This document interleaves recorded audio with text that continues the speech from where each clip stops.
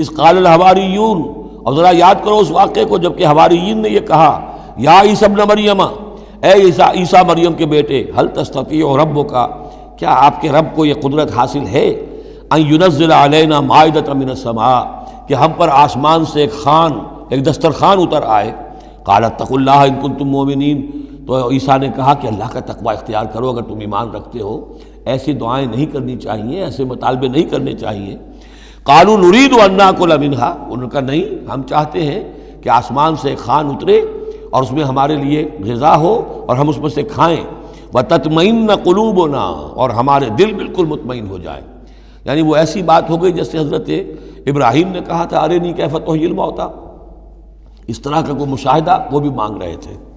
وَنَعْلَمَ، اور ہمیں یہ معلوم ہو جائے پوری طریقے سے، ان قد صدقتنا، کہ آپ نے جو باتیں بھی ہم سے کہی ہیں بالکل سچی ہیں، کسی شک و شبے کی کوئی گنجائش نہیں۔ وَنَكُونَ عَلَيْهَا مِنَ الشَّاهِدِينَ، اور ہم ان تمام باتوں پر پورے گواہ بن جائیں، ہمیں وہ یقین کامل حاصل ہو جائے کہ پھر ہم آپ کی جانب سے جب تبلیغ کریں لوگوں کے اندر تو ہمارے اپنے دل میں کہیں کسی شک و شبے کا کوئی کانٹا چبھا ہوا باقی نہ رہ گیا ہو۔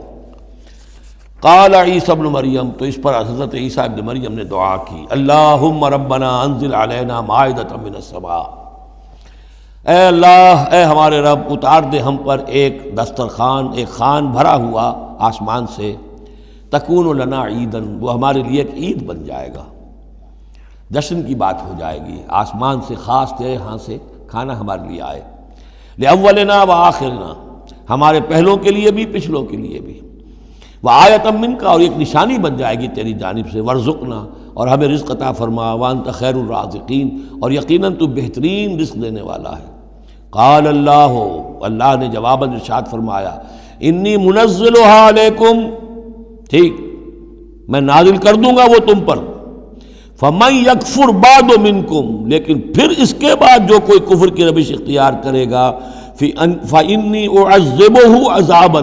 لا اعذبہ احدا من العالمین، پھر اس کو میں وہ عذاب دوں گا جو تمام جہانوں میں کسی اور کو نہیں دوں گا۔ یعنی جب اس طرح کا خرق عادت کوئی چیز دکھا دی جائے، کھلا معجزہ، پھر رعایت نہیں ہوتی۔ چنانچہ قوموں کا معاملہ یہی تھا،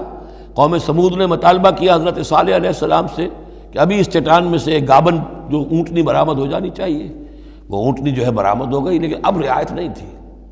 اب اگر ایمان نہیں لاؤ گے تو اب کہہ دیا گیا چند دن ہے، تم بس ہو گے، اب اس کے بعد ختم ہو جاؤ گے۔ اس لیے کہ اس قسم کی نشانیاں دکھانے کے بعد پھر وہ رعایت نہیں رہتی، مہلت ختم ہو جاتی ہے۔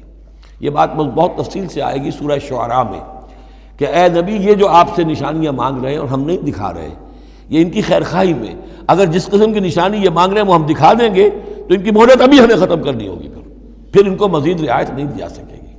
اور اس قسم کے معجزے دیکھ کر پہلے بھی کوئی ایمان نہیں لایا، نہ یہ لائیں گے۔ اندر جو فساد ہے نیت کا، وہ کہاں انہیں ماننے دے گا۔ نہ قوم صالح نے مانا، حالانکہ ان کو اپنی نگاہوں کے سامنے انہوں نے ایسا معجزہ دیکھ لیا۔ حضرت عیسیٰ کے معجزوں کو یہودیوں نے نہیں مانا، جادو قرار دیا۔